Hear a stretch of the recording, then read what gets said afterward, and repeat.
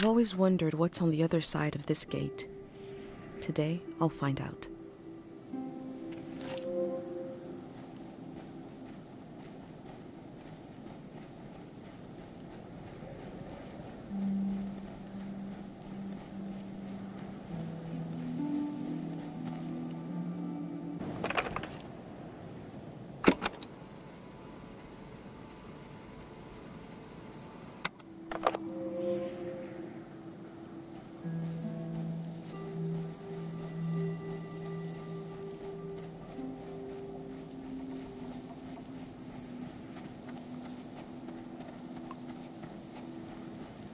Pate fixed up 3 bikes instead of 1.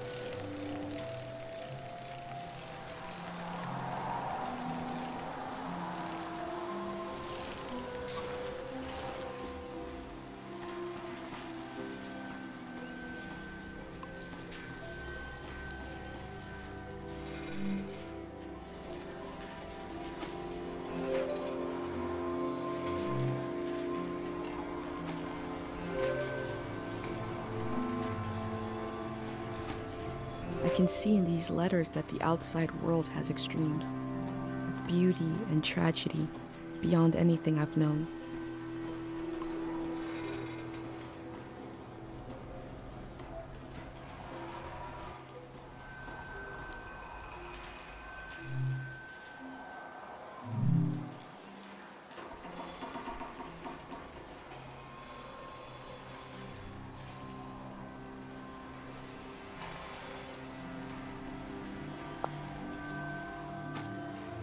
right. The letter never made it. The season before this one, the war, seems so horrible.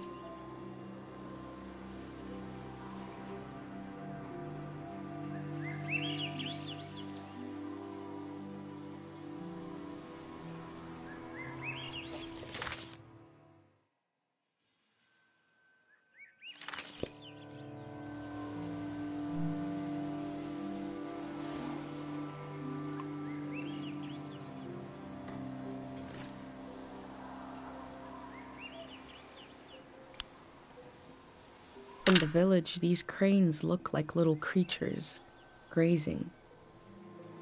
I had no idea how huge they are.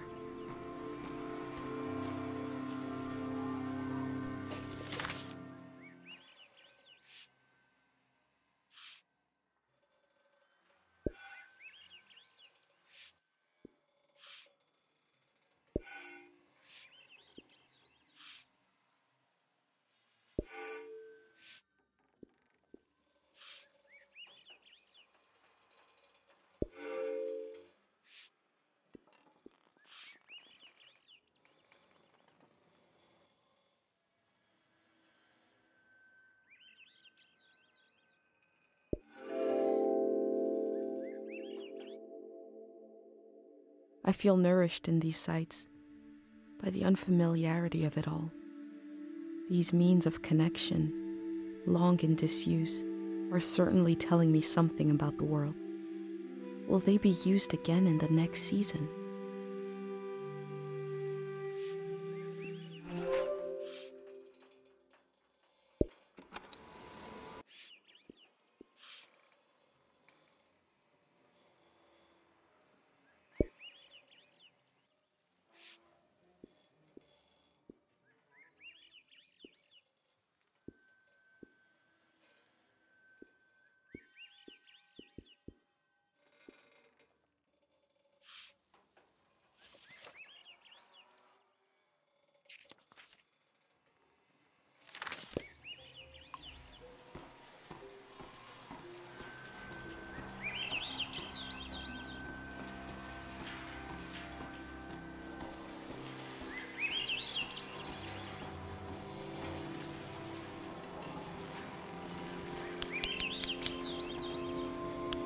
Most of what I've seen from the outside world probably arrived in a cart like this.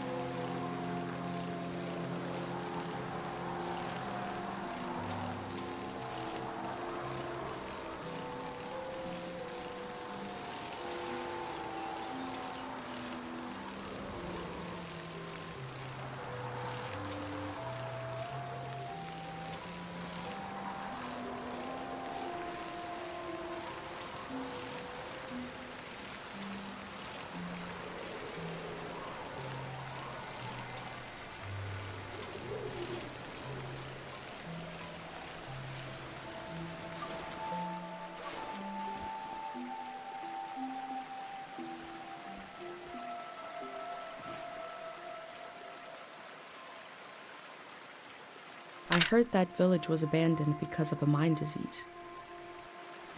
Not every community had someone like Dr. Fumio to perform cures.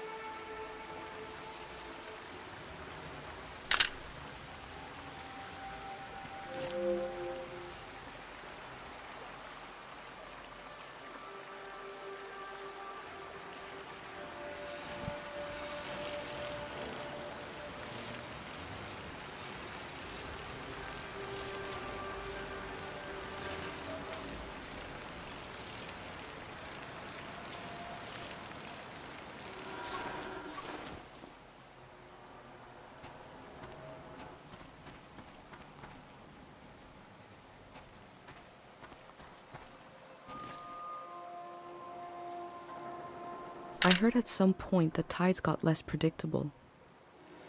Places flooded that never had before.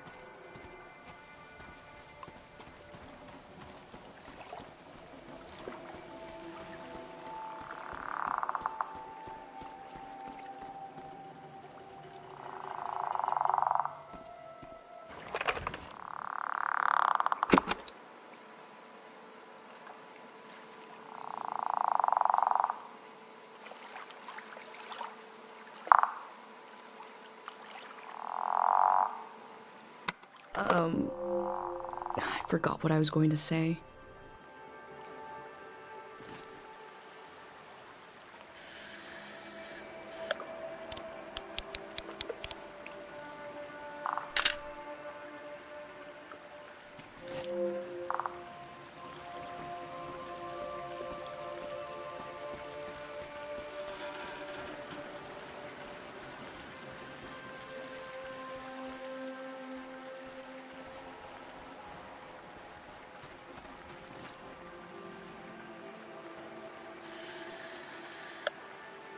We learned about old technology in school, but not much about animals.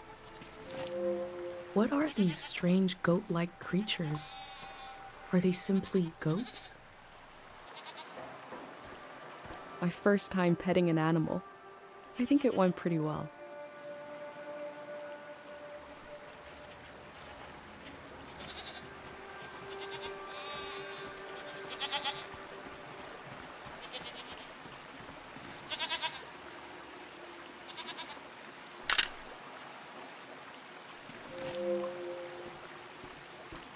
That time it felt off.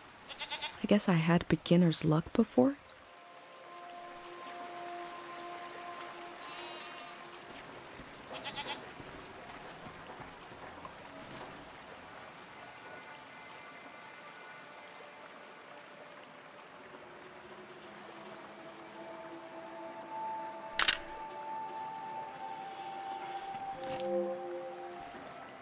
Okay, now I got it back. I'm in control. I can easily pet certain four-legged animals.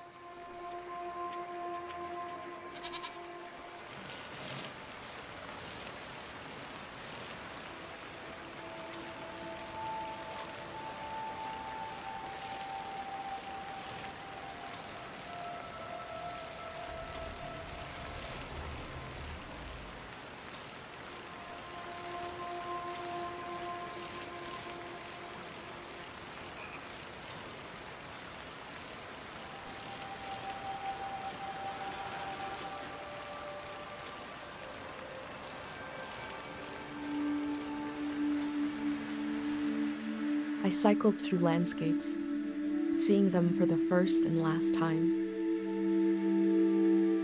I had no idea when I left my home how the season would end, or more importantly, how soon.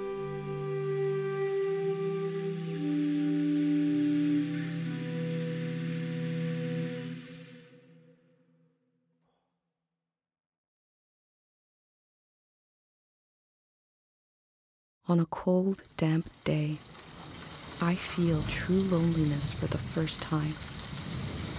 Nobody could have described with words how big this world is, how it goes and goes. I passed through it, where others passed before me.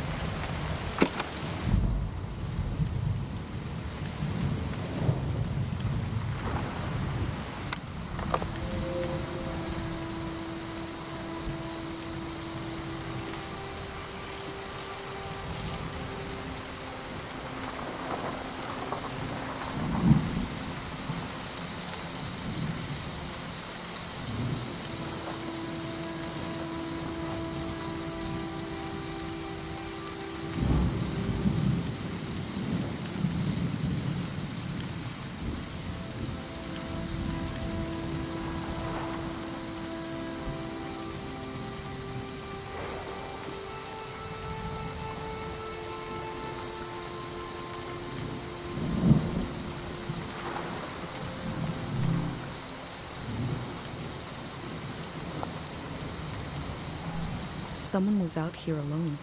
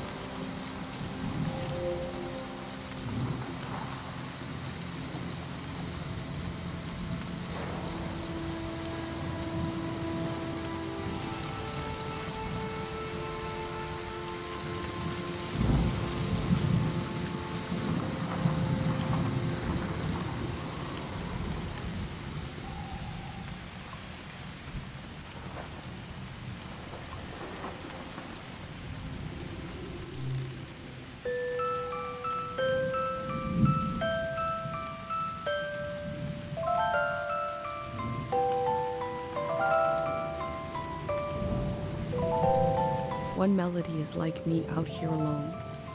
I can't really live like this.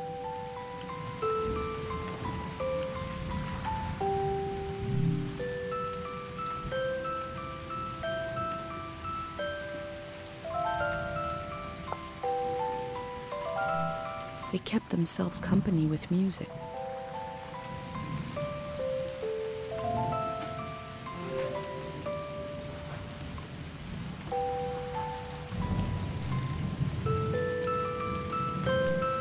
Two voices is like me and my mom. We can survive, but eventually you need more.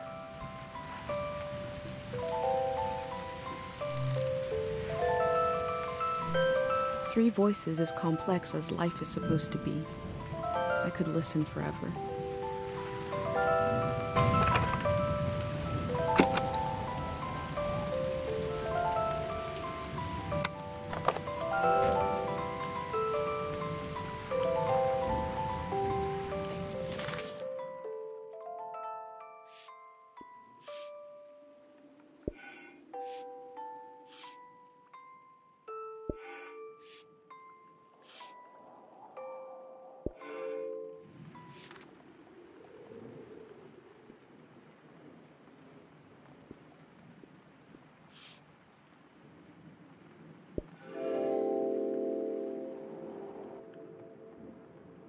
Time seems to pass differently around here.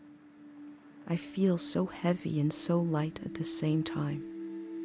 I'm not really alone. I'm with myself. I'm with the earth.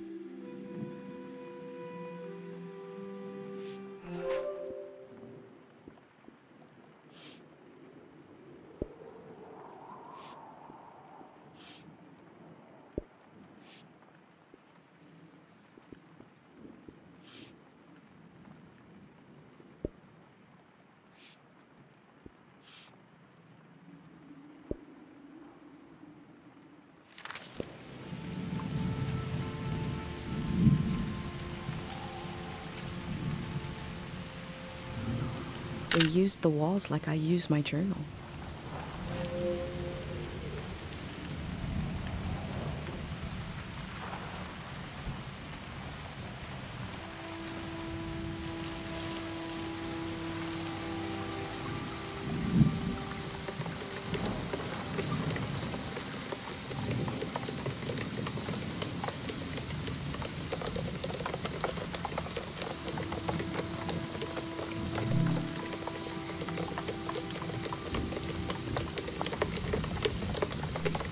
Looks like they made it out of here. But what is this group?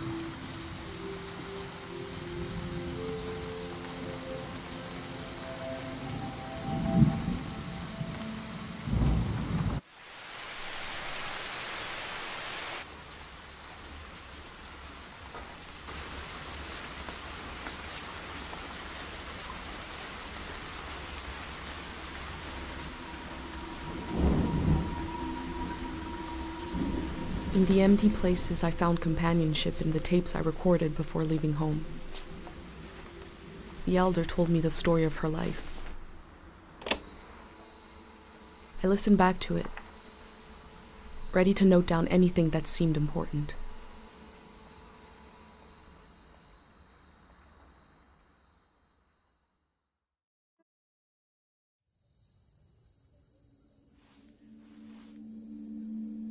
Let's set the scene for the listener, whoever that might be. This is the elder speaking. We're sitting in the plaza, saying goodbye to a dear soul. We're here to see if there's anything useful in my mind that could help you on your trip. A century's worth of memories, dreams, fantasies, visions. Like a big, old, haunted library. When I die, this library will burn down. But which book should we check out first? I don't have all the answers, but I do feel the story of my life could help you understand what kind of world is out there. It's okay not to understand everything right away. The moment may pass before you've gotten a firm hold on it, but as long as you're there to witness it, to take it down in your journal, you and others to come will someday take the time to make sense of it all. First, I got old. That's an important step. Being an elder is all about how you react to strange events. The key is not to be surprised, but kind of frown, look serious, and say something like, "It begins." Never say, "I don't know." Say, "We dive into a pool of uncertainty." I was born on the ocean. My mother and father worked on a cruise ship. The short-lived but glorious watery republics, floating cities. Most won their independence by the time I was born. How can I describe them? They were a jewel of the golden season, pleasure boats with a radical political program. How nice. The golden age was a time of flags, logos, mottos, mastheads. My mom taught me to read them. She was a ship's philosopher. My dad was a recycling engineer. Recycling on the ship was a matter of life and death. We had to get the most out of every object and watt of energy. He struggled against waste and entropy. It was a never-ending puzzle of inputs and outputs. The waste of one system could be the source material for another. It was stressful work. I remember one time asking him what the trouble was. He said, "I'm trying to create a system that is more efficient than the human body, which had millions of years to evolve and still has vestigial organs, and dies if it doesn't have water for 3 days." His name was Murat Kale. I loved the way the ship would tilt and roll with the waves, especially as I fell asleep. It was so comforting. Picture me as a kid in bed, feeling the swaying of the ship. It was like being rocked to sleep as a baby. I loved exploring the ship too, wandering through the suites, the swimming pool, the game rooms, and there were 2 dance halls, a large, elegant one and another one in the basement. A lot of my firsts were down there, my first dance, my first kiss, and so forth. Our ship was taken over in the early days of the war. That was the end of the watery republics. I heard the dance hall in the basement became a weapons cache. It took me half my life to say goodbye to the world I knew in my youth. Imagine me and my parents and everyone I knew being escorted off the ship by a company of soldiers. And I'm thinking, I hope they don't make a mess of my room. I was embarrassed by the younger kids who were crying their eyes out, but they knew, I guess. Even as things got bad, I couldn't imagine the changes were permanent. It's easy now to look back and say, the internationalism of the golden season was violently breaking down. You can be naive about all kinds of things, but not war. Most of my life has been spent in isolated communities, and the one moment I was in the wild world, you couldn't pick a more chaotic time. And we had been warned the season was going to end. Oh, but we didn't understand the warning. You see, one night, along a coastline, we saw beautiful lights shimmering above the water. Later, we found out this was an ancient warning system. It hadn't been used in so long. We didn't know what it meant. We just thought, well, ain't that pretty? We tried to stick together and camped out on the coast of the prismatic grounds. A kingdom of art and science. They got rich during the golden season. Everything that made them beloved before the wealth came. Passionate, uncompromising, self-obsessed, made them unbearable once they had power. Artists make terrible kings. Are you sure you want me to keep going? The story gets darker from here on. Okay, so conditions in the camp were getting worse. My mom got lost in thought for long periods of time. She'd be completely still for hours, days even. We realized she caught, well, now we call it time misperception disorder. It's when you lose your ability to tell how much time is passing. A minute can feel like an hour. A day can pass in 10 seconds. We don't know exactly. Our consciousness is delicate. There are minerals and sounds that can adjust it. Dr. Fumio's greatest fear was that someone would use this as a weapon. We heard about a traveling doctor who could cure these kinds of diseases. I decided to go find him. I found out his name was Dr. Fumio, and he traveled with his son Lucio. People talked about him like he was a god. I described my mom's condition to Dr. Fumio. He said there was no cure yet, but there was a village high in the mountains. He thought it was high enough he'd have a better chance at treatment. Lower places are more dangerous. Valleys are the worst.